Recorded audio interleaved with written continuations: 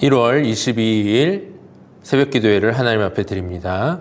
오늘 하나님께서 우리에게 주신 말씀은 창세기 16장 1절에서 16절까지의 말씀입니다. 기록된 하나님의 말씀을 제가 봉독합니다. 아브라함의 아내 사레는 출산하지 못하였고 그에게 한 여종이 있으니 애굽 사람이요 이름은 하갈이라. 사레가 아브라함에게 이르되 여호와께서 내 출산을 허락하지 아니하셨으니 원하건대 내 여종에게 들어가라.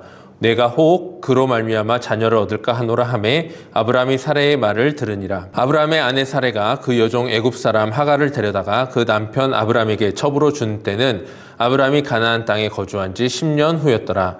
아브라함이 하갈과 동침하였더니 하갈이 임신하매 그가 자기가 임신함을 알고 그의 여주인을 멸시한지라. 사레가 아브라함에게 이르되 내가 받는 모욕은 당신이 받아야 옳도다. 내가 나의 여종을 당신의 품에 두었거늘 그가 자기의 임신함을 알고 나를 멸시하니 당신과 나 사이에 여호와께서 판단하시기를 원하노라. 아브라함이 사레에게 이르되 당신의 여종은 당신의 수중에 있으니 당신의 눈에 좋을 대로 그에게 행하라 하매 사레가 하갈을 학대하였더니 하갈이 사레 앞에서 도망하였더라. 여호와의 사자가 광야의 샘물 곁 곧 술길 샘 곁에서 그를 만나 이르되 사레의 여종 하갈아 내가 어디서 왔으며 어디로 가느냐. 그가 이르되 나는 내 여주인 사레를 피하여 도망하나이다. 여호와의 사자가 그에게 이르되 내 여주인에게로 돌아가서 그 수하에 복종하라. 여호와의 사자가 또 그에게 이르되 내가 내 씨를 크게 번성하여 그 수가 많아 셀 수 없게 하리라. 여호와의 사자가 또 그에게 이르되 내가 임신하였은즉 아들을 낳으리니 그 이름을 이스마엘이라 하라. 이는 여호와께서 내 고통을 들으셨음이라. 그가 사람 중에 들나귀같이 되리니 그의 손이 모든 사람을 치겠고 모든 사람의 손이 그를 칠지며 그가 모든 형제와 대항하여 살리라 하니라. 하갈이 자기에게 이르신 여호와의 이름을 나를 살피시는 하나님이라 하였으니 이는 내가 어떻게 여기서 나를 살피시는 하나님을 배웠는고 함이라. 이러므로 그 샘을 브엘라헤로이라 불렀으며 그것은 가데스와 베레 사이에 있더라. 하갈이 아브라함의 아들을 낳음에 아브라함이 하갈이 낳은 그 아들을 이름하여 이스마엘이라 하였더라. 하갈이 아브라함에게 이스마엘을 낳았을 때 아브라함이 86세였더라. 아멘. 오늘은 하나님의 해결 방법이라는 제목으로 함께 말씀을 나눠보려고 합니다. 오늘 우리가 함께 나눈 창세기 16장은 하나님의 언약이 마치 실패한 것처럼 느껴질 수도 있는 장이기도 합니다. 왜냐하면 15장에서 하나님은 아브라함에게 분명히 저 하늘에 있는 수많은 별들과 같은 많은 자손을 너희에게 주리라 약속하셨는데 16장에서 사레가 여전히 임신을 하지 못하고 그의 여종인 사레가 아들을 낳아서 그 후사를 잇게 되는 장면으로 이어지기 때문입니다. 어제 우리는 아브라함이 잠자는 순간에도 신실하게 언약을 이행하시겠다는 하나님의 놀라운 은혜를 나누었습니다. 하나님은 아브라함이 즉 인간이 언약을 온전하게 이행할 수 없음을 너무나 잘 아셨기 때문에 하나님 홀로 그 언약의 무게를 오롯이 감당하고자 하셨습니다. 그리고 오늘 본문에서는 그 신실한 하나님의 사랑을 망각한 채 인간이 그 언약을 대신 운영하려고 할 때 어떤 일들이 보여지는지를 보여주고 있는 장면이 기록되어 있습니다. 사레는 자식이 없었습니다. 그녀는 오랜 시간 기다렸고 누구보다 간절히 기도하고 있었을 것입니다. 오늘 본문에 보면 아브라함이 가나안 땅에 들어간 지 10년이라는 시간이 흘렀습니다. 10년 동안 이 둘은 무척 노력했을 것입니다. 열심히 기도하고 하나님의 뜻이 자신들을 통하여 어떻게 이루어지는지를 기대하고 소망하였을 것입니다. 그러나 기다림이 길어질수록 믿음은 조급함으로 변했습니다. 그리고 결국 사레는 인간적인 방법으로 하나님의 뜻을 이루어 보려고 하였습니다. 여호와께서 내 출산을 허락하지 아니하셨으니 원하건대 내 여종에게 들어가라. 내가 혹 그로 말미암아 자녀를 얻을까 하노라 라고 말하고 있습니다. 사레가 하나님의 약속을 부정하는 것은 아니었습니다. 다만 하나님의 때와 방식을 더 이상 기다리지 못하였습니다.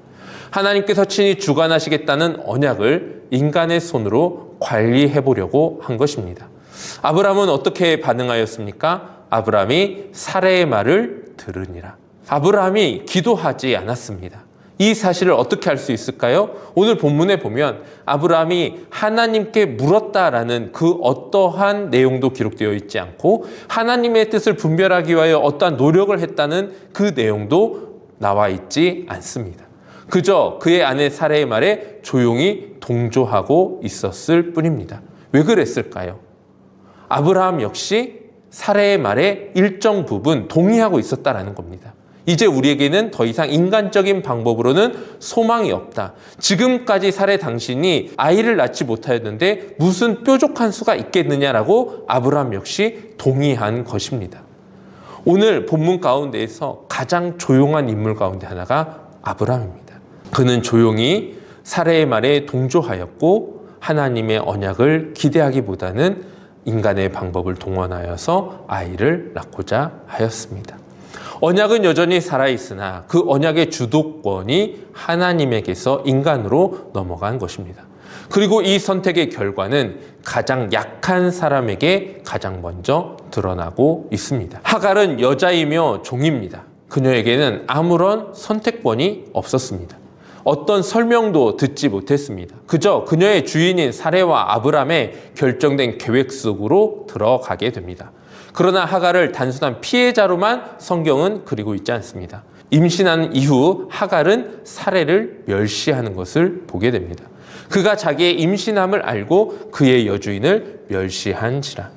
하갈이라는 여인은 연약한 인간이지만 죄가 없는 존재는 아니다라는 것을 성경은 우리에게 분명하게 말씀해 주고 있습니다. 억눌렸던 사람이 힘을 갖게 되었을 때 그 힘을 어떻게 사용하는가의 문제를 하갈은 드러내주고 있는 것입니다.